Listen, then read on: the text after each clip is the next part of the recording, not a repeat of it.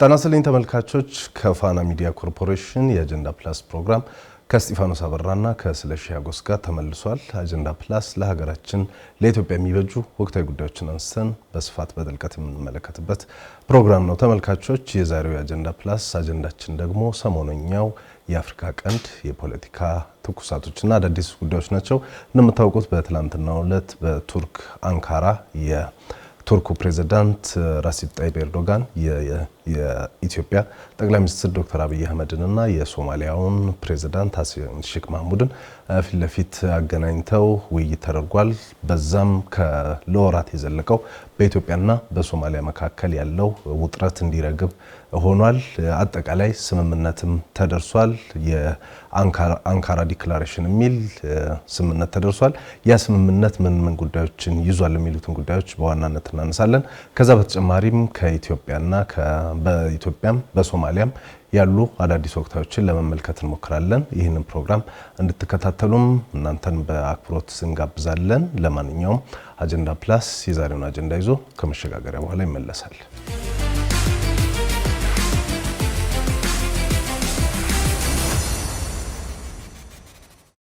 ተመልሰናል ተመልካቾች። በፋና ሚዲያ ኮርፖሬሽን ላይ የአጀንዳ ፕላስ ፕሮግራም እየተከታተላችሁ ትገኛላችሁ። ቀደም ሲል እንዳልነው የአፍሪካ ቀንድ ወቅታዊ ጉዳዮችን እንዳስሳለን። እናንተም በድጋሚ አብራችሁ እንድትቆዩ እኔም ስለሺም በአክብሮት እንጋብዛለን። ስለሺ እንኳን እናመጣ። እንዴት ነህ? እንኳን ደህና ቆየኝ ስጢፎ። በሌላ የአጀንዳ ፕላስ ፕሮግራም ተመልሰናል በፋና ሚዲያ ኮርፖሬሽን ላይ።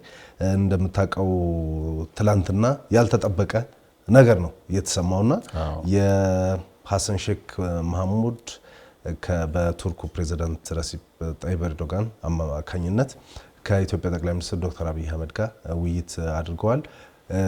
በውይይቱም ላይ ስምምነት መደረሱን ሌሊቱን በወጣው ኮሚኒኬ ላይ ተገልጿል። ምንድነው የሚለው ነገር እናነሳዋለን። ነገር ግን የጠበቀው ነገር ነበረ። በጣም ለብዙዎች እኔ በግሌ ያልጠበቅኩት ነው። ምክንያቱም ያልተጠበቀ ግትርነት ነበረ። ኢትዮጵያ ቅድመ ሁኔታዎች ይቀርቡ ነበረ። ኢትዮጵያ ይሄንን ካላረገች ድርድር አናደርግም የሚል ነበረ። ብዙ ሀገራት ሞክረዋል። በቅርቡ ኬንያም ጥሪ አቅርባ ነበረ፣ ተቀባይነት አላገኘምና በሆነ ታምር ትላንትና የሆነው ሆኗል። በጣም አስገራሚ ነበር። እኔ ያልጠበቁት ነገር ነበር። ብዙዎቹ የሚጠብቁት እንዳልሆነ ይታወቃል። እንግዲህ የቱርኩ ፕሬዝዳንት የራሲብ ጣይብ ኤርዶጋን ከዚህ በፊትም በተመሳሳይ በአርሜኒያና አዘርባይጃን መካከል ግጭት ተከስቶ ነበር ናጎርኖ ካራባህ በሚባል ቦታ ላይና ብዙዎች ሞክረው ያልተሳካውን ይህንን ድርድር አሳክተው አዘርባይጃንና አርሜኒያ የሰላም ስምምነት እንዲፈራረሙ ማድረግ እንደቻሉ እናውቃለንና ኢንጀነራል ቱርክ አፍሪካ ውስጥ የመግባት ትፈልጋለች። አሁን ስልጣን ላይ ያለው የቱርክ ገዢ ፓርቲ ኤኬ ፓርቲም በአፍሪካ ላይ መስፋፋት እንደሚፈልግ ይታወቃል። ፕሬዝዳንት ኤርዶጋንም ከአፍሪካ ጋር ጠንካራ ግንኙነት መመስረት አለብን የሚል ነገር በተደጋጋሚ ያነሱ ነበረ። እሱን ተከትሎ ነው እንግዲህ በተለይ የኢትዮጵያና የሶማሌላንድ የባህር በር ስምምነት ከተፈረመ በኋላ የሶማሊያ መንግስት ባልተገባ መንገዶች ሲሄድ ነበረ። ከዛ በኋላ ነው ይሄ ስምምነት የመጣውና ምንድነው ስምምነቱ? ምን ይዘቶችን በውስጡ ይዟል? እንግዲህ ከዛሬው ስምምነት በፊት በርካታ ጥረቶች ነበሩ። በቱርክ ራሱ የውጭ ጉዳይ ሚኒስትሮች ሁለት ጊዜ የውጭ ጉዳይ ሚኒስትሮችን እዛ ወደ ቱርክ በመጥራት ለማስማማት ጥረት ተደርጎ ነበር። ግን ያለምን ውጤት ነበር ሲበተን የነበረው። በጣም ጠንካራ የሆነ ቅድመ ሁኔታ ነበረ ሶማሊያ የምታቀርበው። በመጀመሪያ ከሶማሊላንድ ጋር የገባችሁትን ውል ቀዳችሁ ካልጣላችሁ በስተቀር ድርድር የለም የሚል ነገር ነበረ። ግን ያው በሂደት እዚህ ደርሷል። ትላንትና የነበረው ስምምነት በጣም ታሪካዊ ነው። የኢትዮጵያን የዲፕሎማት በቃ በዚህ በአመቱ መጨረሻ የተሳካ በጣም ትልቁ ዲፕሎማሲያዊ ዲል ተደርጎ ሊወሰድ ይችላል። በፈረንጆች አዲስ ዓመት በፈረንጆች አዲስ ዓመት ማለት ነው። በጣም ትልቅ ድል ነው። ይቀርብ የነበረውን ቅድመ ሁኔታ ጥለው በዛ ተገኝተው የገቡትም በጣም ነው። ኢትዮጵያ በስምምነቱ ኢትዮጵያ ምን አገኘች፣ ሶማሊያ ምን አገኘች፣ ፍሬ ነገሮቹ ምንድናቸው የሚሉትን ስናይ አንደኛ ሶማሊያ የኢትዮጵያ መከላከያ ሰራዊት በሰላም ማስከበር ሂደትም ይሁን በተለያየ ሁኔታ ሶማሊያ ገብቶ ላበረከተው አስተዋጽኦ ለከፈለው መስዋዕትነት ሪኮግኒሽን እንደሚሰጡ አስምሮበታል። በጣም ከሁሉ በላይ ከዚህ ከባህር በር ጥያቄው በላይ ከሁሉ ነገር በላይ እኔ ደስ ያለኝ ስቴትመንት ነው። ምክንያቱም በሶማሊያ ባለስልጣናትም በተለያየ ሁኔታ ሲገለጽ የነበረው ክህደት ነበረ። የኢትዮጵያ መከላከያ ሰራዊት የከፈለውን መስዋዕትነት ኢትዮጵያ የከፈለችውን መስዋዕትነት የሚያንቋሽሽ ነገር ነበረ። እንደውም ከወራት በፊት የውጭ ጉዳይ ሚኒስትሩ አህመድ ፊቂ የኢትዮጵያ ጦር እዛ ውስጥ መኖር እንግዲህ ውለታውን የሶማሊያ ሕዝብ በሰልፍ ወጥቶ አሳይቷል። እሳቸው ግን የኢትዮጵያ እዛ ሰላም ማስከበር አልሸባብ እንዲስፋፋ አስተዋጽኦ ሁሉ አድርጓል ብለው በጣም በተቃራኒው ሲያወሩ እንደነበር ላስታውስ ብዬ ነው። አዎ ልክ አልነበረም አገላለጹ። ይሄ ትላንትና በነበረው ስም ኮሚኒኬ ላይ ከሰፈሩ አንድ ዋና ፍሬ ነገር ሆኖ መቀመጡ በጣም ትልቅ ነገር ነው። ሌላው እንግዲህ በይፋ የመጀመሪያው ሲቃወሙ ከነበሩ ጎረቤት ሀገሮች የመጀመሪያዋ ትሆናለች ብዬ አስባለሁ። ሶማሊያ በይፋ የኢትዮጵያን የባህር በር ጥያቄ ሪኮግናይዝ አድርጋለች ወይም ተቀብላለች። መቀበል ብቻ አይደለም ለመሳካት የባህር በር እንድታገኝ ለማሳካትም ያው ለተግባራዊነቱም ጥረት እንደምታደርግ ነው እዛ ላይ የተገለጸው። ኢትዮጵያ ምንድነው ያደረገችው? ምንድነው እንትን ያለው ቀድሞ የነበረ አቋሟን ነው ያጸናችው። ኢትዮጵያ የሶማሊያን ሉዓላዊ አንድነትና ግዛታዊ አንድነትና ሉዓላዊነት ነው ያረጋገጠችው። ኢትዮጵያ የቀደመ አቋም ነው የቀደመ አቋም ነው ማጽናት ነው እንጂ አዲስ የመጣ ነገር አይደለም። እዚህ ፕሮግራም ላይም ሁሉ ጊዜ ብለናል። አንድም ቀን ኢትዮጵያ የሶማሊያን ግዛታዊ አንድነትና ሉዓላዊነት ጥያቄ ውስጥ ከታጣቅ ይልቁንም ለሶማሊያ ግዛታዊ አንድነትም ይሁን ለሶማሊያ ሉዓላዊነት ኢትዮጵያ ስትሞት ኢትዮጵያ ወታደሮቿን ስትገብር የነበረች ሀገር እንጂ አንድም ቀን ሉዓላዊነቷን ተጋፍታ ወይም በተቃራኒ ቆማ አታውቅም። ይሄ የነበረን አቋም ነው ኢትዮጵያ ያጸናቸው። የባህር በር ጥያቄያችን ቅቡልነት አግኝቷል። ኤርዶጋንም ሲያነሱት ነበር ስለ ኢትዮጵያ የባህር በር ጥያቄ አስፈላጊነት ሲያነሱት ነበር። የሶማሊያውን ፕሬዚዳንት እንደዚሁ መቀበላቸውን አንስተዋል። የኢትዮጵያ ጠቅላይ ሚኒስትር አብይ አህመድም እንደዚሁ አስምረውበታል የኢትዮጵያን የባህር በር ጥያቄና ስምምነቱ በአብዛኛው የኢትዮጵያ የባህር በር ጥያቄ ቅቡልነት ያገኘበት የኢትዮጵያ መከላከያ ሰራዊት መስዋዕትነት ሪኮግኒሽን ያገኘበትና ስሙ የታደሰበት ትልቅ ስምምነት ነው ተብሎ ሊወሰድ ይችላል። እንግዲህ እኛ ኢትዮጵያውያን ብዙ ጊዜ ትልልቅ ነገሮችን ሴሌብሬት ስናደርጋቸው አይታይም። የህዳሴው ግድብን መሙላት የሚያክልን ዜና ዝም ብሎ ተራ ዜና ሆኖ ሲያልፍ ትመለከታለህ። ይሄኛውም እኔ ከትልቅ ሴሌብሬት መደረግ ያለበት ኒውስ ነው የሚመስለኝ። ከኢትዮጵያ መከላከያ ሰራዊት አንጻር የጠቀስካቸው ነገሮች እንዳሉ ሆኖ የባህር በር ጥያቄያችን ከዚህ በፊት በገደምዳሜው ኢቭን ትልልቅ ዓለም አቀፍ መንግስታት ጭምር ይህንን ጥያቄ ተቀብለውታል። ግን ወጥተው በድፍረት ለመናገር የህግም የምንም ይሉንታ ሲይዛቸው ይታይ ነበር። አሁን ግን የትልቅ ሰበር ዜና ሆኖ መወሰድ ያለበት ከጎረቤቶቻችን እንግዲህ ሶማሊያ በዋናነት የኢትዮጵያን የባህር በር ጥያቄ ተቀብላለች። ይሄ ደግሞ ሲገለበጥ ወደ ሌሎቹ ጋም ይመጣል። ስለዚህ ትልቁ ጥያቄ ሲነሳበት የነበረው የኢትዮጵያ ሰራዊት በሶማሊያ የመቀጠሉም ነገር ኦን ሆነ ማለት የሚቻል አይመስልም። እንግዲህ በዲክላሬሽኑ ላይ በግልጽ ያልተቀመጡ ብዙ ነገሮች አሉ፣ መብራራት ያለባቸው ነገሮች አሉ። አንዱ ይሄኛው ነው። መብራራት ያለበት አንዱ ይሄ ነገር ነው። የግብጽ ጦር ከሶማሊያ ይወጣል ወይ? የኢትዮጵያ መከላከያ ሰራዊት በሰላም ማስከበሩ ሂደት ውስጥ ይቀጥላል ወይ? ምናምን የሚለው በግልጽ አረፍተ ነገር አልተጻፈም። ይሁን እንጂ ሀሰን ሼህ ሲናገሩ ኢትዮጵያ በአፍሪካ ህብረት የሰላም ማስከበር ሂደት ውስጥ ተሳትፋ በሶማሊያ ውስጥ ያበረከተችውን አስተዋጽኦ በጣም እናውቃለን፣ እንገነዘባለን፣ በጣም እናከብራለን፣ እሱም ይቀጥላል ብለዋል በንግግራቸው ላይ መጨረሻ ላይ ሲናገሩ እና ይሄ የሚያሳይ ምንድነው የኢትዮጵያ መከላከያ ሰራዊት በሰላም ማስከበር ሂደት ውስጥ እንደሚቀጥል የሚያሳይና የሚጠቁም ነው። እንግዲህ ግምተን ነው የምትናገረው አሁን ቃል በቃል የተጻፈ ነገር ስለሌለ። እኔ ግን ቀደም ያነሳውን ነገር ላይ ትንሽ ማለት ፈልጋለሁ።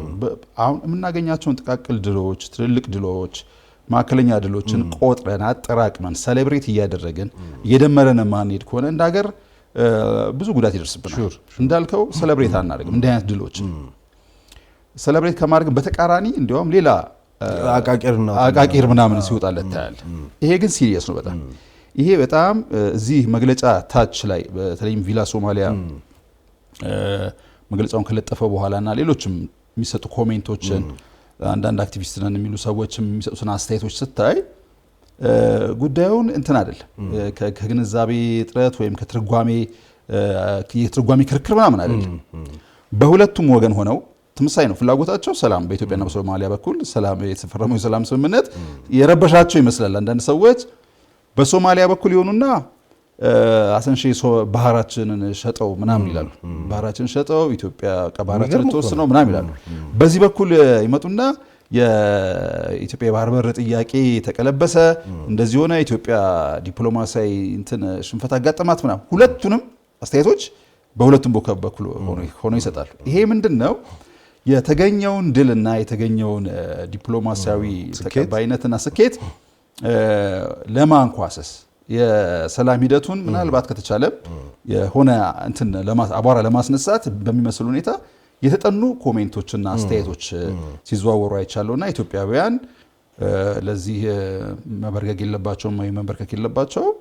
ድሎቻችንን ጥቃቅን ድሎቻችንን ማጠራቀም አለብን። በዚህ ስምምነት ላይ የተሰመረበት ትልቁ ነገር የኢትዮጵያ የባህር በር ጥያቄ ነው። ሶስቱም ያነሱት በጣም የተሰመረበት ዋናው ነገር የኢትዮጵያ የባህር በር ጥያቄ ነው። የኢትዮጵያ የባህር በር ጥያቄ ሲነሳ እሪ ሲል የነበረ እንትን አትሞስፌር ሁሉ አሁን ረግቦ ጥያቄውን ተቀብሎ ከኔም ላይ ወሰጂ ወደ መባል የደረሰበት ትልቅ እድገት ያሳየበት የዲፕሎማሲያዊ ድል ነው ተብሎ ሊወሰድ ይችላል። ደግሞ ከምን ውስጥ ነው የወጣ ነው ብለን በመናስብበት ጊዜ ነው ነገሩ በጣም የጎላ የሚመስለኝ። እንደምናውቀው ብዙ ጊዜ እዚህ ፕሮግራም ላይ እንዳነሳ ነው ኢትዮጵያ በታሪክ ለቀይ ባህር ቅርብ የነበረች ሀገር፣ በሺዎች የሚቆጠር ኪሎ ሜትር የባህር አክሰስ የነበራት ሀገር ነች። በኋላ ግን በሴራም በተንኮልም እንደገና ደግሞ አርቆ ማየት ነገን ትላንት ላይ ሆነው ዛሬን ማሰብ ባልቻሉ አመራሮች የተሳሳተ ውሳኔ ኢትዮጵያ ከቀይ ባህር እንድትርቅ ተደርጋለች። ለ30 ምናምን ዓመታትም ኢትዮጵያ የባህር በር ይገባኛል፣ ወደ ቀይ ባህር መቅረብ አለብኝ የሚል ጥያቄ አንስታ አታውቅም። በተቃራኒው ደግሞ ከቀይ ባህር መራቃችን የባህር አክሰስ ማጣታችን በእያንዳንዳችን ኪስ ውስጥ ገብቶ የአርሶ አደሩ ማዳበሪያ በጊዜ እንዳይደርሰው፣ ከተሜው የኑሮ ውድነቱ የተጋነነ እንዲሆን፣ ተማሪዎች በየትኛውም ዘርፍ ላይ ብትመጣ የባህር መራቃችን የፈጠረብን ተጽዕኖ ከፍተኛ እንደሆነ ይታወቃል። ጠቅላይ ሚኒስትር አብይ ከአንድ ዓመት ከምናምን በፊት ይህንን ነገር እስቲ እንነጋገርበት ቢያንስ ብለው አጀንዳውን አመጡት። ከዛ በኋላ ጥሪ ቀረበ። ከዛ በኋላ ከሶማሌላንድ ጋር ይሄ ስምምነት መጣና ፍጥነቱ ሳይገርም ወይ ልልህ ነው በማለት ለ30 ዓመት ሳታነሳው የቆየውን ጥያቄ በዚህ ደረጃ በአጭር ጊዜ ውስጥ ማግኘት አለማግኘቱን ተወው፣ ቢያንስ ጥያቄውን ግን አክሰፕት የተደረገበት ፍጥነት በራሱ የኢትዮጵያን የዲፕሎማሲ ከፍታና ኢትዮጵያ የያዘችውን የሆነ እውነት አያሳይም። ከዓመት በፊት የባህር በር ይገኛል አይገኝም በሶማሌላንድ ነው በሞቃዲሾ በኩል ምናምን ሳይሆን ሲጀመር የባህር በር የሚባል ጥያቄ አየሩ ላይ ተነስቶ አያውቅም። ከአንድ ዓመት በፊት ይሄ ሁሉ ጥያቄ ይሄ ሁሉ መነጋገሪያው ነው ይሄ ሁሉ ኢሹ ሆነው በዚህ አንድ ዓመት ውስጥ የኢትዮጵያ መንግስት የባህር በር ጥያቄን ቴብሉ ላይ ካመጣው ወዲህ ነው የሆነው። ከዛ በኋላ ያለውን ፕሮግረስ ኑኔጋ ውሰዱ ከሚሉ ሀገራት ጀምሮ እንዴት ምን ሲደረግ የባህር በር ጋር ድርሽ ትላላችሁ እንዴት ይጠይቃል እስከሚሉ ሀገራት ድረስ ትልቅ መነጋገሪያ ሆኖ ነበር። ይሄ ሄዶ አሁን እስካሌት አድርጎ አሁን ወደ ሪዞሉሽን እየመጣ ያለ ይመስላል። ምን ሲደረግ የባህር በር ጠየቀች ከሚባል ነገር ወጥቶ አይ በኔ በኩል ሰጂ ወደሚል ነገር መጥቷል። ኢትዮጵያ የባህር በር የማግኘቷ ጉዳይ እየተረጋገጠ መጥቷል። ፍጥነቱ በጣም ከፍተኛ ነው እንዳልኩ ዓለም አቀፍ አጀንዳ ሆኗል። ጎረቤቶቻችን ጉዳዩን አላምጦት አሁን ወደ ሰከነ ውሳኔ እየመጡ ነው። ይሄ በጣም አሪፍ ነው። ነገ ከነገ ወዲያ ደግሞ ሌሎች በጣም ፈጣን ትልቅ ዜናዎችን እንሰማለን የሚል ደግሞ ተስፋ አለኝ። ምክንያቱም ቁጭ ብሎ ያየም ሌላውም ቁጭ ብሎ ያየም እንደምታውቀው በሶሻል ሚዲያው ላይ ሲዘዋወር እንደነበረው ብዙ ሰዎች ይሰጋሉ። ከሞቃዲሾ ጋር ነው የተስማማ ነውና በሶማሊያ በኩል የባህር በር የማግኘት ጉዳይ ከ4 ወር በኋላ ደግሞ ቴክኒካል እንትኖች ውይይቶች ቀጠሮም ተደርጓልና ከሶማሊላንድ ጋርስ ያለን ግንኙነት ምን ሊሆን ነው የሚል ስጋት ያላቸው ጄኒውን ጥያቄ የሚያነሱ ሰዎችን አስተውያለሁ ሶሻል ሚዲያውም ላይ በተለያየ ሁኔታ።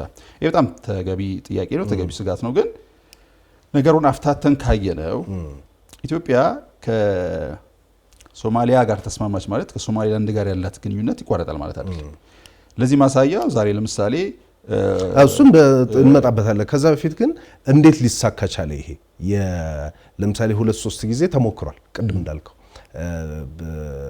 በቱርክ ራሱ በውጭ ጉዳይ ሚኒስትሩ እዚህም አዲስ አበባ መጥተው ከጠቅላይ ሚኒስትር አብይ ጋር ተነጋግረዋል።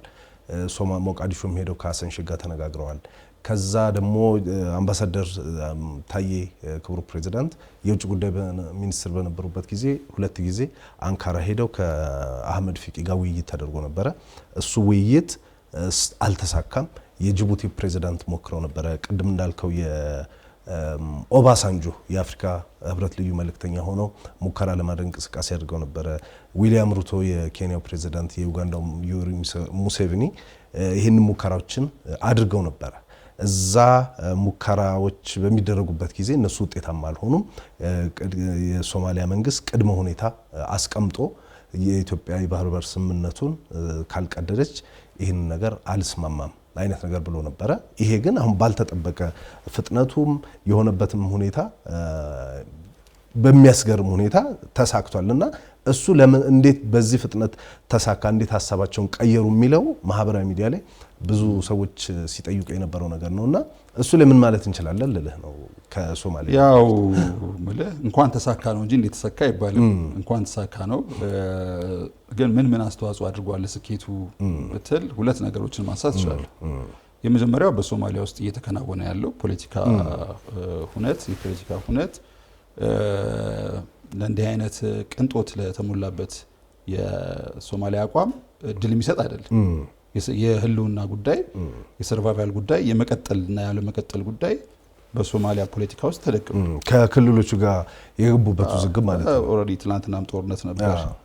ይህን እያወራን እያለም ጦርነት አለ።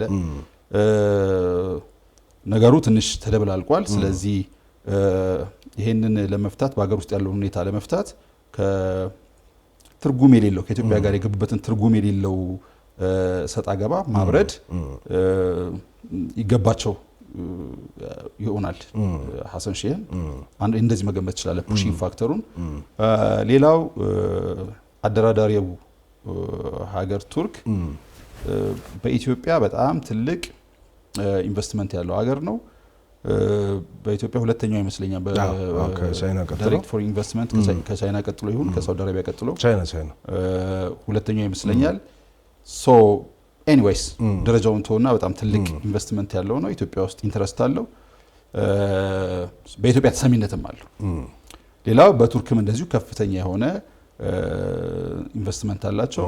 ከዚህ ከጋዝ ጋር ከዘይት ጋር በተገናኘ ከወታደራዊ ስምምነትም ጋር በተገናኘ ብዙ እንትን አላቸው። ሶ የጋራ ጥቅም ነው። እንደ ሌሎቹ ሀገራት ኢትዮጵያና ሶማሊያ ያሳዝነዋቸው ሊያደራድሩ እንደመጡ አይነት አይደለም። እንደ ቤተሰብ ወሬ ነው ሊሆን የሚችለው። ምክንያቱም ሶስቱም ሁለቱን የሚያስተሳስር ሀገር ነው ቱርክ ማለት።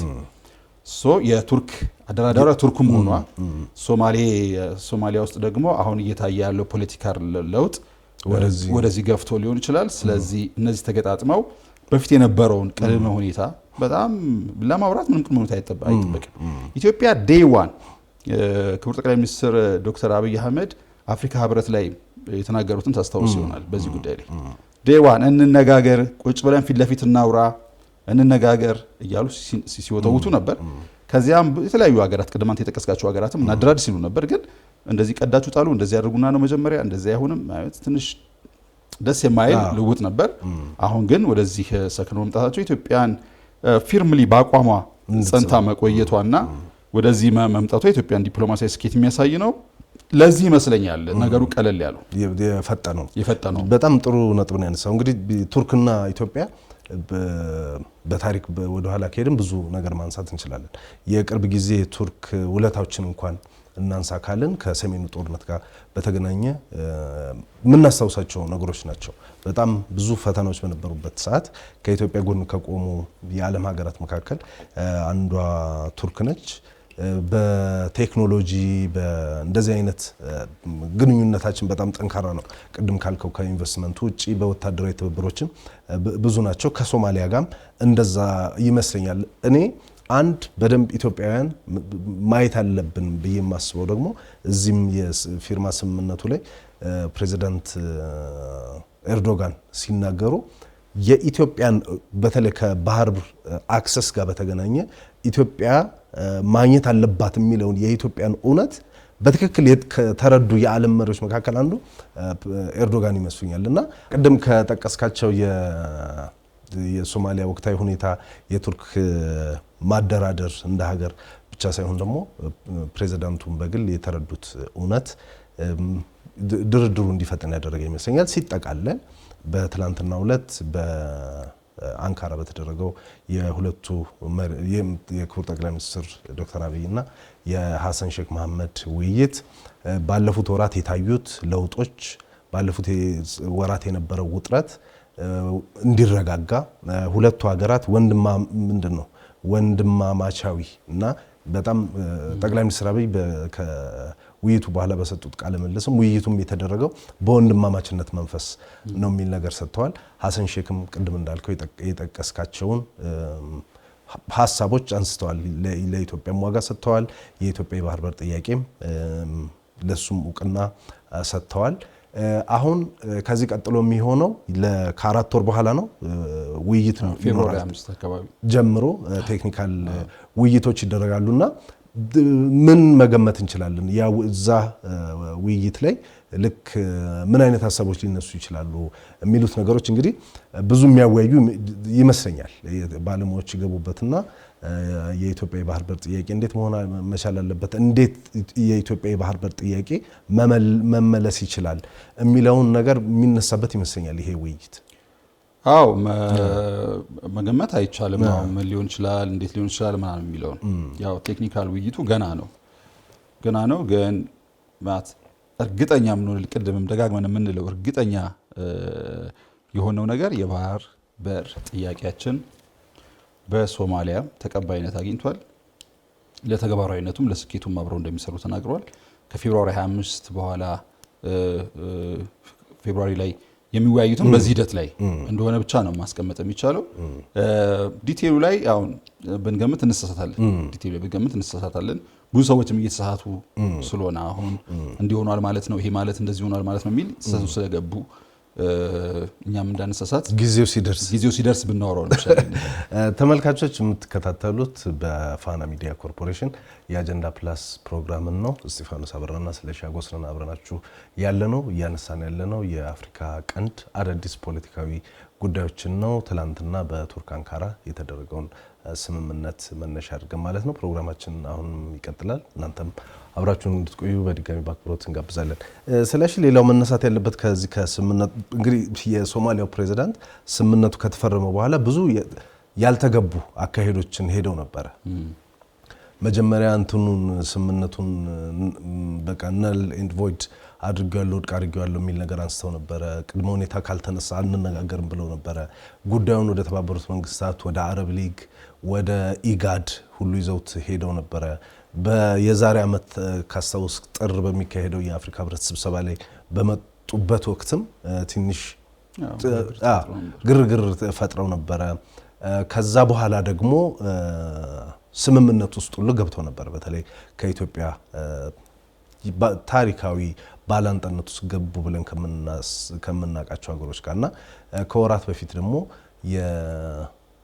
የኤርትራ፣ ግብጽና ሶማሊያ ያሉበት ስምምነት አይነት ነገር ተፈራርሞ ነበረ። እሱን በተመለከተም ሰሞኑን የኤርትራው ፕሬዝዳንት ኢሳያስ አፈወርቂ የሰጡት ቃለ ምልልስ ነበረ። እሱንም በስፋት ለማየት እንሞክራለን። ግን ይሄ ስምምነት ምንድነው ጣፈንታ?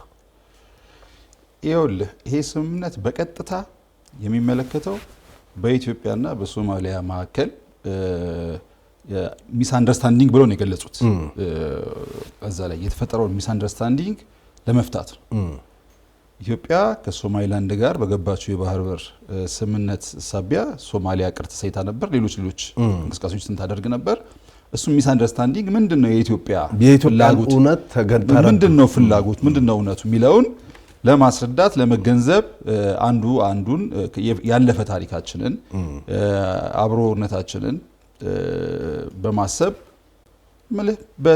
በስምምነት ጉዳዩን ለመቋጨት ያለመ ነው ዋና እንትኑ እና በስምምነትም ተቋጭቷል። ጥሩ ነው ይሄ ነገር። ግን ይሄ ስምምነት ተረፈ ምርትም አለው ሳይድ ቤኔፊትም አለው። የዚህ ስምምነት ሳይድ ቤኔፊት ወይም ተረፈ ምርት ምናልባትም ግን በጣም ትልቅ ለኢትዮጵያ ጥቅም ይዞ የመጣው ምንድነው? የአስመራውን ማህበር አፍርሶታል።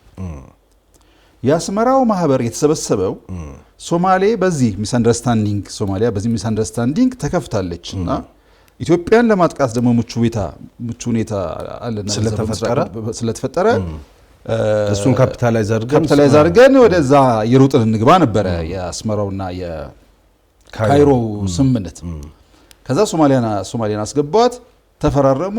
በተፈራረሙ በማግስቱ መሳሪያ ማጓጓዝ ምናምን ተበየ። የተጓጓዘው ጉዳይ ውጤቱን እያየን ነው። ሶማሊያን ማፍረስ ነው ውጤቱ ብለን ነበር። እዚህ ተወያይተን ነበር። የዚህ ስምምነት ውጤት ሶማሊያን ያፈርስ ይሆናል እንጂ ኢትዮጵያን የሚጎዳ የመጉዳት ዓላማ ቢኖረውም ኢትዮጵያን ለመጉዳት አቅም ያለው አይደለም ብለን ነበር።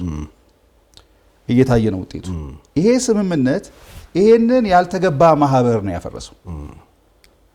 ይሄንን ያልተገባ ማህበር በኢትዮጵያ ላይ ተሰባስቦ ኢትዮጵያን የመክበብ ዓላማ የደፈጠጠ የሰረዘ የደመሰሰ ነው። ከዚህ በኋላ በሶማሌና በኢትዮጵያ መካከል እርቅ ከወረደ ሰላም ከወረደ አኩራፊ ከሌለ ያለሙትን ፕሮክሲ ዋር ሶማሊያ ውስጥ ማካሄድ አይችሉም። አሁንም እየታየ ያለውን ነገር ለማብረድ ኢትዮጵያ አይ ቲንክ ከነገ ጀምሮ ወይም ከዛሬ ጀምሮ ትሰራለች ብዬ ተስፋ አደርጋለሁ።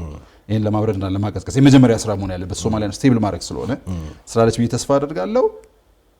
አሁን ስምምነት ሰነዳቸውን ይዘው አርፈው ከመቀመጥ ውጪ ሌላ ምንም ምርጫ የላቸው። ያ ማህበር ምንም እንኳን ቀጠናውን ለማረጋጋት ለሰላም ስንባባል ነው የተፈራረም ነው ይበሉ እንጂ ያ ማህበር ምን እንደሆነ ደግሞ እዚሁ ተወያይተንበታል። በኋላ እናነሳ ይሆናል። ኢሳያስ አፈወርቂም በተናገሩት ንግግር ውስጥ ያንን ፕሩፍ አድርገዋል። ስለዚህ የማህበር ተመልሶ ጥያቄ ውስጥ ሊገባ ነው። አዎ ምንም በቃ ጠላውም ተጠጥቶ ሳያልቅ ዳቦም ሳይቆረስ ተመልሶ እንግዲህ ጠቅላይ ሚኒስትር አብይ በዚህ በዲፕሎማሲው መስክ ውጤታማ የሚባሉ ሰው ናቸው። ብዙ ቦታዎች ላይ ከሰላም የኖቤል ተሸላሚ እንደመሆናቸው መጠን የሶማሊያው ፕሬዚዳንት ወይም የሶማሊያን ፐብሊክ ወይም የሶማሊያ ይሄ የፖለቲካል ኤሊቱ ያልተረዳው እውነት ኢትዮጵያ ኢቭን ከሶማሌላንድ ጋር የተፈራረመችው የባህር በር ስምምነት ግልጽ የሆነ ነው። እንደገና ደግሞ ኢትዮጵያ ምንም ደብቃ የሰራችውም ስራ የለም። ጎረቤቶቿን በሙሉ ችግሯን አቀረበች። ጎረቤቶቿ መፍትሄ በወንድማማችነት ስሜት ሰጥቶ መቀበልን መሰረት ባደረገ መልኩ እንወያይና እንነጋገርና መፍትሄ እንፈልግ የሚል ጥያቄ መጣ። ከዛ በኋላ ከሶማሌላንድ ጋር ይሄ ፊርማ ተፈረመ። ያ ፊርማ ግልጽ ነው። 20 ኪሎ ሜትር ለ50 ዓመት በሊዝ ዓለም አቀፍ የንግድ ስምምነትን ያደረገ የሚል ዝርዝር ነገር ይወጣለት ነው። በወቅቱ የሶማሊያ መንግስት ሲረዳ የነበረበት መንገድ ግን ኢትዮጵያ የግዛት የሉዓላዊ ግዛቴን የመውሰድ ወይም ደግሞ አኔክሴሽን እየተባለ ነበረ ሲገለጽ የነበረውና አንዱ ስምምነቱ እንዲመጣ እሱን ነበር ደግሞ እነ ግብጽም ሌሎችም ብዙ ግልጽ መነገርም ካስፈለገ የኤርትራ አንዳንድ በተለይ ውጭ ያሉ የማህበራዊ ሚዲያ ላይ እንደዚህ ፕሮግራም የሚያሰራጩ ብዙ ሚዲያዎች ይሄንን ነገር ነበረ የሶማሊያን ግዛት ኢትዮጵያ ልትቆርስ እየተባለ ነበረ ሲካሄድ የነበረውና ምናልባት ይሄ ስምምነት አንድም በፍጥነት እንዲመጣ ሁለትም ደግሞ ኢትዮጵያና ሶማሊያ በትብብር በወንድማማችነት ስሜት እንዲሰሩ መንገድ ከጠረገው ነገር መካከል የኢትዮጵያ ያዘችው እውነትና ነገርየው በግልጽ መቀመጡም ይመስለኛልና ይሄ ማህበር እንዳልከው ጥያቄ ውስጥ ሊወድቅ ነው። ቀጥሎ የዚህ የሰላም ማስከበሩ ጉዳይ ደግሞ ይመጣል። እሱስ ዕጣ ፈንታ ምንድነው የሚለውና ቅድም አንስተዋል። በእርግጥ ግብጽ በ5000 ወታደር በሰላም ማስከበር ተልኮ ከሶማሊያ ጋር ባለት ስምምነት ደግሞ ሌላ 5000 ጦር በሶማሊያ የማስፈር ፍላጎት አላት። ማስፈር የምትፈልገው ደግሞ ከኢትዮጵያ ጋር በሚዋሰኑት አብዛኞቹ አካባቢዎች ነው። አሁን ዛሬ ዲሴምበር መጀመሪያ ላይ ነው የምንገኘው። በዚህ ወር መጨረሻ ላይ ነው የአትሚስ ተልኮም አልቆ ወደ ሰፖርት ኤንድ ስታቢላይዜሽን ሚሽን የሚሸጋገረውና ቀደም ፕሬዚዳንት ሐሰን ሼክ ኢትዮጵያ ትቀጥላለች የሚል ነገር በንግግራቸው እንዳነሱ ጠቁመን ነበርና ግብጽስ ትመጣለች? ግብጽ አሁን እሱ ነው በግልጽ ያለ መቀመጥ ጉዳይ ነው እንጂ እንግዲህ ኢትዮጵያ ትቀጥላለች ከተባለ ግብጽ አትኖርም ብዬ ነው ምን የምረዳው። አሁን መረዳታችንን ሁላችንም እየወሰድን ከሆነ እንዳንሳሳት አድማጮችንም ተመልካቾችንም እንዳናሳስት እሰጋለሁ እንጂ ማለት የኔ ግምት እንደዛ ነው። ግን ቢሆንም ግብጽ አርፋ ትቀመጣለች ማለት አይደለም። አሁን እንዲያውም በዚህ አጋጣሚ መናገር የምፈልገው ከአንዱ ስቴፕ ወደ ሌላ ስቴፕ ስለሆነ የሄዱ ኢትዮጵያ መበጠጥ የሚፈልጉ ኃይሎች እየተገበሩ ያሉት አሁን ከሶማሊያ ጋር ስቴብል የሆነ ረጋ ያለ ነገር ሲኖር ሌላ ደግሞ መንገድ በሌላ ገጽ በሌላ እንትን መጣታቸው አይቀርምና ሁሉን አቀፍ የሆነ አጠቃላይ ሰርክሉን የዘጋ እንቅስቃሴ ለኢትዮጵያ ያስፈልጋታል። አንዱ ስንደፍን አንዱን ሲከፍቱ ያደረግን ነው እየሄድን ያለ ነው። ስለዚህ አሁን መቅደም ያስፈልጋል። እነሱ የለኮሱትን እሳት እያጠፋን ሳይሆን አሁን በቃ እሳት የሚለኩሱበትን አማራጭ መዝጋት ያስፈልጋል።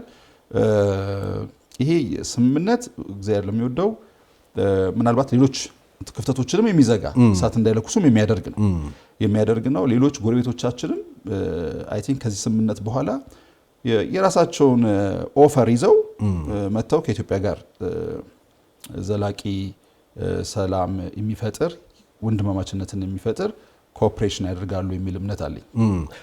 ይሄን ስትል እንግዲህ የጅቡቲ ኦፊሻል ይሁን አይሁን ባላቅም የጅቡቲ ባለስልጣናት ከኢትዮጵያ ጋር የመነጋገር ፍላጎት እንዳላቸው ይሄ እንግዲህ ሲባል የነበረው ነገር ነው። ቀጠናዊ ትስስር ያስፈልጋል እንደዚህ ተብሎ ሲጠቀስ የነበረው ነገር እንዳለ ይታወቃል።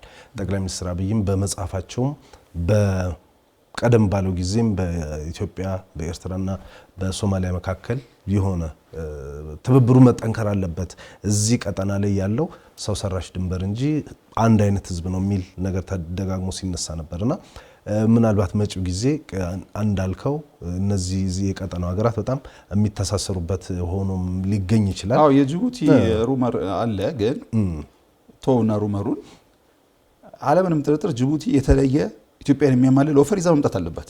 አሁን ትላንትና ቅድም ያቋረጥከኝ ትላንትና ተመርቋል። የበርበራ ወደብ ላይ ያለው የኢትዮጵያ የሸቀጥ ማሳለጫ ሴንተር ተመርቋል።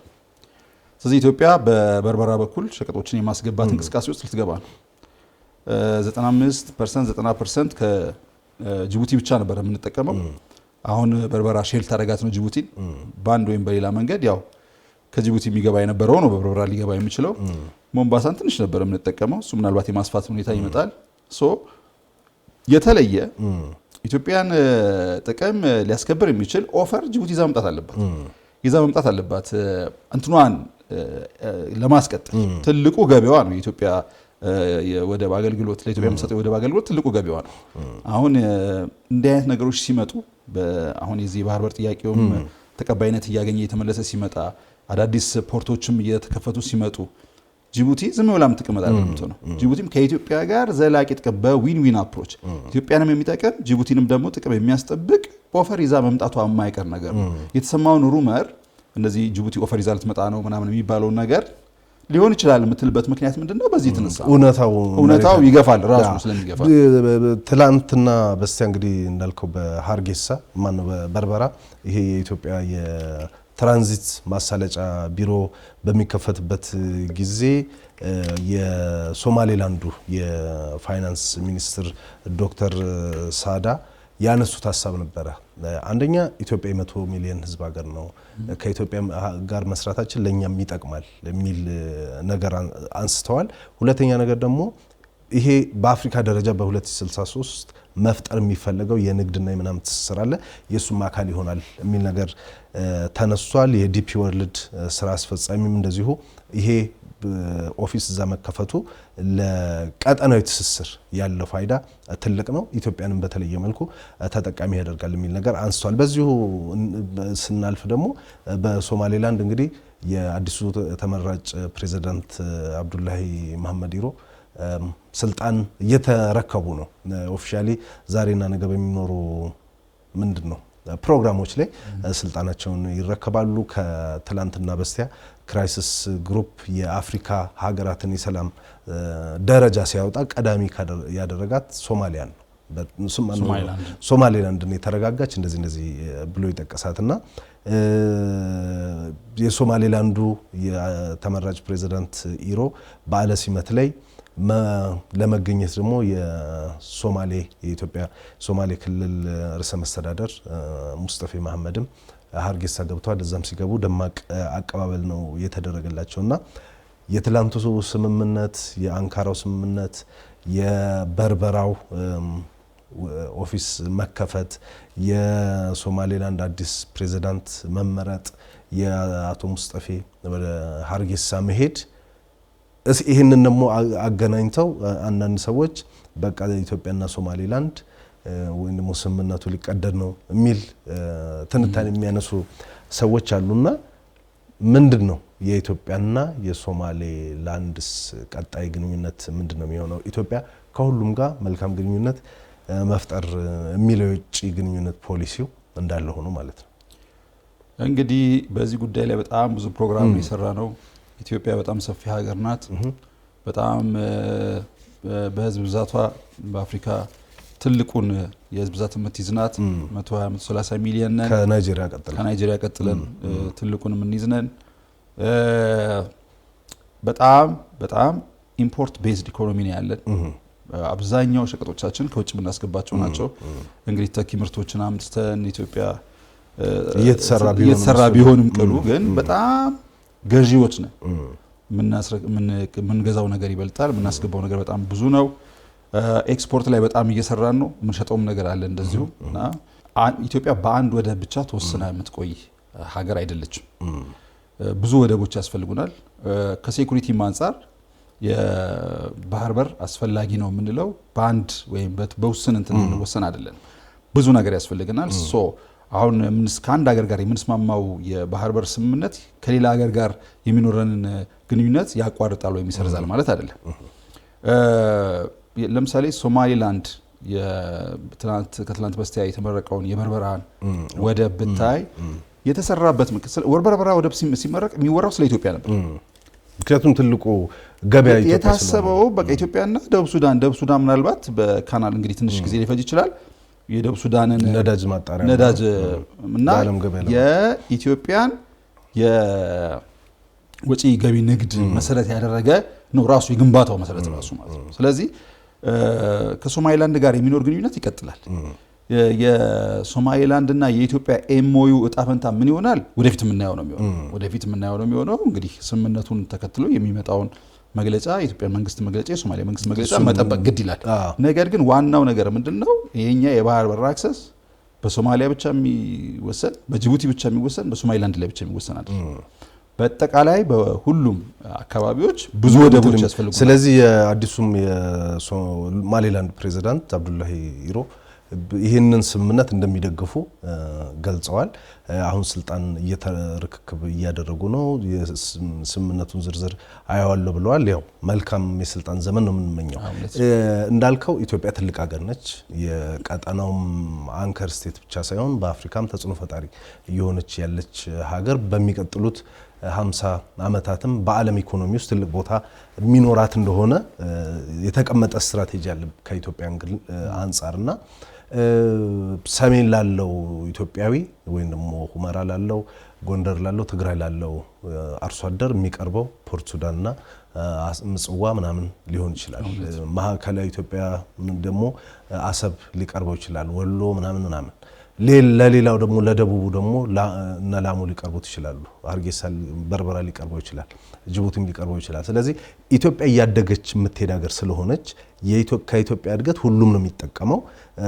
ማንም የኢትዮጵያ እድገት ደግሞ ጅቡቲንም ይጠቅማል፣ ሶማሌላንድንም ሶማሊያንም ሁሉንም እየጠቀመ ነው የሚሄደው። ይሄ የባህር በር ነገር ሲነሳ ግን ቶሎ የሚደነግጡ እኛን ነው የሚል ነገር የሚያነሱ ብዙ ጎረቤት ሀገራትም አሉና ሰሞኑን የኤርትራው ፕሬዝዳንት ኢሳያስ አፈወርቂ ዘለግ ያለ ቃለ ምልልስ አድርገው ነበረ ከሀገራቸው ቴሌቪዥን ጋር በቀጥታ ስርጭት የተሰራጨና እዚህም ደግሞ ፋና ሚዲያ ኮርፖሬሽን ላይ ሰሞኑን የራሷ እያረረባት የሚል አንድ ዜና ተሰርቶ ብዙዎች መነጋገሪያም ሲያደርጉት ተመልክቻለሁና እንዴት አገኘው የፕሬዝዳንት ኢሳያስን ቃለ ምልልስ? ያው ቃለ ምልልሱ ላይ ትንሽ ቆይቷል። ቃለ ምልልሱና ብዙ ሰው አይቶታል። 10 ቀን እንደዚህ ብዙ ሰው አይቶታል። ብዙም አስተያየት ሰጥቶበታል። ብዙ አስተያየት ሰጥቶበታል። በዚህ በእኛው ሚዲያም የተሰራ እንደ ዜና ነበረ። እሱ በጣም እንደዚሁ ፖፑላር ሆኖ ብዙ ሰው ሲያዘዋውረው ሲያዩ እንደዚሁ ተመልክቻለሁ። ሶ ከዚህ አንፃር ብዙ በድፍረት መነገሩ አንዳንድ ሰዎች መነገር አለበት፣ በድፍረት መነገር አለበት። ምክንያቱም ምልህ ብዙ ታግሰናል። በኢትዮጵያ ግንኙነት እንደዚህ ጥቃቅን ከሆኑ ሀገራት ጋር እንደዚህ መመላለስ እንደዚህ ምንም እንኳን ወንድማማችን ህዝብ ቢሆንም አይደለም። ስለ ህዝቡ አይደለም ማውራው፣ ስለ ህዝቡ አይደለም ማውራው፣ ስለ ህዝቡ ሳይሆን መንግስታቱ ናቸው። ስለ መንግስታቱ ሳወራ ሁሉም መንግስት ማንም እየተነሳ የሆነ ጀብራሪ ተነስቶ ለሚለው ነገር ሁሉ የኢትዮጵያ መንግስት መግለጫ የሚሰጥበት ምናምን አለ። የኢትዮጵያ መንግስት አሁን እየሄደበት ካለው እንትን አንፃር ነገሩ ትንሽ ከፍ ይላል። ነገር ግን እንደዚህ እንደ ሚዲያ እኛ እንደ አይነት መልስ መስጠታችን በግልጽ መሰጠቱ ትክክል ነው ብዬ ነው የምወስደው። ነገር ግን ብዙ ሰው እንትን ያላለው ቃለ መጠይቁን ያየሁትና የተገነዘብኩት ነገር ሁለት ነው። አንደኛው ሰውየው በጣም ከእለት ወደ እለት በፊትም ነበራቸው፣ ግን ከእለት ወደ እለት ለራሳቸው ያላቸው ግምት በጣም የሆነ እየተቆለለ እየተጋነነ የአካባቢው ራሳቸውን የአካባቢው አለቃ እና የዓለምም አይነት ትንሽ ነው። በቃ ከትራምፕ ዝቅ ባለ እንትን ነው። የአሜሪካንንም ዲሞክራሲ በጣም ይገመግማሉ። አሜሪካ እንዴት እሱ የተገነዘበ በጣም እያደገ መምጣቱን የገነዘብኩት እሱ ባይዘው ጥሩ አይደለም እንደዚህ አይነት እንትን ሲበዛ። ሌላው ግን በጣም ለዚህ አሁን ይሄ የአስመራውን ማህበር ለመመስረት ያበቃቸውን እና ከግብጽ ጋር ያወሩትን ነገር በተዘዋዋሪ መንገድ ሲናገሩት ነበር። ስለ ህዳሴ ግድቡ የሚያነሷቸው ነገሮች በሙሉ የግብጽ መንግስት ስለ ህዳሴ ግድቡ አንዳንድ አክቲቪስቶች ስለ ህዳሴ ግድቡ ሲያወሩ የሚያወሯቸውና የሚናገሯቸው ነገሮች ቃላቶች እዛው ውስጥ አሉ። እኔ ከግብጽ አክቲቪስቶች ውጪ ሌላ ሰው ሲላቸው ሰምቼ አላውቅም። እንዲያውም መንግስት ራሱ ደፍሮ ማይላቸው ነገሮች ናቸው። አንደኛ ግድቡ በቂም በቀል የተሰራ ግድብ ነው ይላሉ። ይሄ ጠቅላላ የግብጽ ሚዲያዎችና አክቲቪስቶች የሚያነሱት አቋም። ሁለተኛ ይሄ ግድብ ኢትዮጵያ አይደለችም ያቀደችው ያለመችው፣ የውጪ እጅ አለበት። እንግዲህ ከእያንዳንዱ ድሃ ማህረብ እየተዋጣ የተሰራ ግድብ ነው። እንደዚህ ብሎ የሚያምኑት እንደዚህም አይሉም። የግብጽ መንግስት እንደዚህ አይልም። ሶስተኛ ኢትዮጵያ እንዲህ አይነት ትልቅ ግድብ ምን ይሰራላታል? እነዚህ ሶስት ነገሮች በጣም ያደነቆሩን የግብጽ አክቲቪስቶች ሚዲያዎች በሚሉት የግብጽ መንግስት በፊት ለፊት ሊለው የማይፈልገውና በአክቲቪስቶቹ የሚያስነግራቸው ትልልቅ እንትኖች ናቸው፣ ማደንቆሪያ ሀሳቦች ናቸው። እነዚህ ነው ያሉት ፕሬዚዳንቱ። የተገናኝ የአስመራው ማህበር ፒላሮች እነዚህ ነበሩ። የህዳሴው ግድብ ነበር። የህዳሴው ግድብ ሳይሆን ከግብጽ ጋር ያጣም ግብጽ እምነት የሰጠቻቸው ይሄንን አቋም ራሳቸው ለሽያጭ ያቀርቡበትን እኔ አውቀዋለሁ ጉዳዩን ከ80 ምናምን ዓመተ ምህረት ጀምሮ። ስለዚህ ይሄ የቂም በቀል ነው፣ የኢትዮጵያ ይሄን ማይሰራላትም፣ የውጭ እጅ አለበት፣ የውጭ ኃይሎች ፍላጎት ነው። እንደዚህ አይነት አቋሞች ነው የማህበሩ መመስረት ዋና ነገር። ልክ ነው። እንግዲህ እንዳልከው የኢትዮጵያ ግድቡ ምን ያደርግላታል የሚለው ነገር ያው ኤርትራ ውስጥ ብዙ ከተሞቹም የኃይል አቅርቦት በጀነሬተር እንደሚቀርብ ይታወቃል። ለማንኛውም ያው ኢትዮጵያ ግድቡን ለምን እንደፈለገችው ሌሎች ነገሮችም ይታወቃሉ። ሌላው በአጭሩ ብናነሳው ብዬ የማስበው በዚህ ቃለ ምልልስ ላይ ፕሬዚዳንቱ ደጋግመው ያነሱት ከኢትዮጵያ ህገ መንግስት ጋር የተገናኘ ነገር ነው። የኢትዮጵያ ህገ መንግስት ችግሮችም ካሉበት የትኛውም የኢትዮጵያ ባለስልጣን በኤርትራም በሌሎች ሀገራት ላይ ገብቶ እንዲህ አይነት ትንታኔዎችን ሲሰጥ ተሰምቶ አይታወቅም። አሁንም ያሉት ድሮም የነበሩ ባለስልጣናትና የኤርትራው ፕሬዝዳንት በጣም ደጋግሞ የኢትዮጵያን የውስጥ ጉዳዮች ላይ ብዙ አስተያየት ይሰጣሉ። በተለይ ደግሞ ህገ መንግስቱን ደጋግመው ያነሳሉ። ህገ መንግስቱ ችግር ካለበትም የሚፈቱት ኢትዮጵያውያን ናቸው። እሱንም ደግሞ ለማየት የምክክር ኮሚሽን ምናምን ተብሎ የተጀመሩት ነገሮች አሉ። እሳቸው ይሄ ነበረ እንግዲህ በወቅቱ ከስልጣን ላይ ከነበሩት አቶ መለስ ዜናዊ ጋር ከነበራቸው ቅርበት ምናምን አንጻር ህገ መንግስቱ እንደዚህ ነው ብዬ ሀሳብ ሰጥቼ ብለው በተደጋጋሚ ሲያነሱ ይደመጣልና አሴም ታይም ደግሞ ኤርትራ ውስጥ ህገ መንግስት የለም። ኤርትራ ውስጥ እንደዚህ የምትለው ኢንስቲትዩሽኖችም የሉምና ይሄስ ራሱ ፓራዶክስ አይደለም ወይ? የራሱ አስገራሚ ነገሮች የሉት ወይ? አዎ፣ አይ በትክክል መልስ ተሰጥቶታል በዚህ ጉዳይ። የኢትዮጵያ ህገ መንግስት የማይተች ህገ መንግስት ነው የሚል እምነት የለኝም። በኢትዮጵያ ህገ መንግስት ላይ የተለያየ ጥያቄ ያላቸው ኢትዮጵያውያን አሉ። ግን ኢትዮጵያ ህገ መንግስት አለን። ኢትዮጵያውያን የብዙ ሀገራትንም የህገ መንግስት ታሪኮችን ስታይ ብዙ አሜንድመንት የተደረገባቸው የተሻሻሉ የሚመጡ ናቸው። ግን ቢያንስ እኛ ህገ መንግስታዊ ስርዓት አለን። አሁን ህገ መንግስቱ ጥሩ ነው መጥፎ ነው ለኛ ቢተው ጥሩ ነው መጥፎ ነው ያነሷቸው ነገሮች በጥሩነትና በመጥፎነት ያነሷቸውን ነገሮች ወደ መተቸት ውስጥ አይደለም ገባው። ሲጀመር እኛ ህገ መንግስታዊ ስርዓት ነው ያለን። ህገ መንግስታዊ ስርዓት የለም። አክቹሊ አንዳንድ ከዚህ ከመልሱ በኋላ አንዳንድ ዩቲዩብ ላይ የሚሰሩ የኢሳያስ አክቲቪስቶች አለን እኮ እኛም ቻርተር ነው እንጂ እኛም እኮ ህገ መንግስት አለን አይነት ነገር እንትን ብለዋል። እምልህ እኛ ህገ መንግስታዊ ስርዓት አለን ቢያንስ እና ከነክፍተቱ የሚሻሻል ነገርም ካለው እኛው ተነጋግረን እናሻሽለው ነው የሚሆነው። እኔ የምልህ የተናገሩትን ነገር ሳይሆን ሰውየው ራሳቸው እንዴት ነው የሚያስቡት ማለት ስለ ኢትዮጵያ፣ ስለ ሱዳን፣ ስለ አካባቢው ሀገራት፣ ስለ ቻይና ጥልቅ ትንታኔ፣ ስለ ዲሞክራሲ፣ ስለ ቻይና፣ ስለ ሁሉም ነገር ገብቶ የተነተናና ሰውየው ስለ ራሳቸው ያላቸው አመለካከት ምንድን ነው? ወጣት የሌለበት የአዛውንቶችን ሀገር የሚመራ የደቀቀ ኢኮኖሚ ለሀገሩ እንትን ያደረገ በዓለም ዘንድ እንደ ዲክታተር የሚታይ ቲቦር ናጅ ጻፉትን አይታል ትዊተር ላይ ትላንትና ከአሳድ በኋላ ቀጣዩ ኢሳያስ ነው ያሉ ይጻፉት። እንደዚህ የሚታዩ መሆናቸውን ያውቃሉ ወይ? ስለራሳቸው በቂ ግንዛቤ ያላቸው ወይ? ራሳቸውን የአካባቢው አለቃ የዓለም አለቃ የፖለቲካ ሊቅ አድርገው ነው የሚያዩትና እንዲህ አይነት በሽታ ውስጥ መውደቃቸውን ነው ያዩት። እኔ የተናገሩት ነገር ልክ ነው ልክ አይደለም ወደሚለው ከመጓታችን ውጪ ሲጀመር እንዴት ነው ስለሌላ ሀገር ቁጭ ብለን ጊዜ 2-3 ሰዓት ሙሉ ስለ ኤርትራ እኮ 30 ደቂቃ አይሞላም የተወራው 3 ሰዓት ሙሉ ስለ ሌሎች ሀገራት እንዴት ቁጭ ብለው የማውራት ሞራል አገኙ የሚለው እንትን ጥያቄ ፈጥሯል። እንግዲህ ብዙ ነገሮች ነበሩ የምናነሳቸው ያው ሰዓት ስለሌለን በተለይ በሶማሌ መንግስትና በፌደራል መንግስቱና በክልሎች መካከል ያለው ውዝግብ በጣም ተካሮ ቀጥሏል። ወደ ጦርነት ወደ ግጭት ደረጃም ያደገ ይመስላልና በተለይ በጁባላንድና በፌደራል መንግስቱ መካከል ያለው ግጭት ጦርነት ሁሉ እየተደረገ ነው። በተለይ በራስ ኮምቦኒ በሚባለው አካባቢና እሱን ትልልቅ የወታደራዊ ጦር ሰፈሮችን ሁሉ የሶማሌላንድ ማነው ጁባላንድ አስተዳደር ወታደሮች እንደያዙት ጠቁመዋል። በሁለቱም በኩል ትንኮሳውን እሱ ቀድሞ ተነኮሰ የሚሉ እንትኖች እየቀረቡ ነው።